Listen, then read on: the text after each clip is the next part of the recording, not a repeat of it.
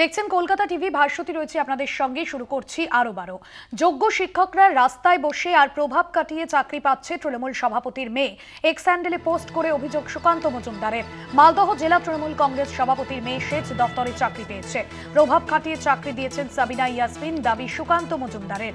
রাজ্য সরকার যা করেছেন তাতে আর কারো কিছু করার নেই, নিয়োগের পেরেক মেরে দিয়েছে রাজ্য সরকার, মন্তব্য করেছেন সুকান্ত মজুমদার। কি মন্তব্য করেছেন তিনি, শোনাবো।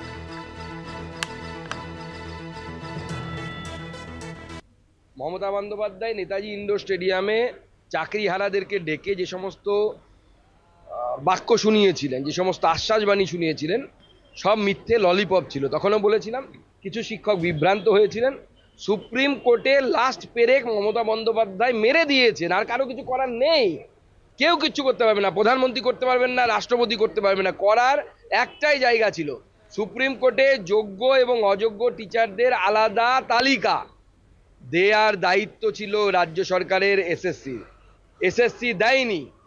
ঠিক যেমন আগেকার দিনের বাঙালি মহিলারা ভাসুরের নাম, শ্বশুরের নাম মুখে নিতেন না, ঠিক মমতা বন্দ্যোপাধ্যায় এবং তার দলবলের লোকেরা তাদেরকে যারা টাকা দিয়েছে, মাল করে দিয়েছে, তাদের নাম আনছেন না, তাদের লিস্ট দিচ্ছেন না। কোর্টের কাছে না দেওয়ার জন্য এই সমস্ত যোগ্য শিক্ষকদের আবার পরীক্ষায় বসতে হচ্ছে।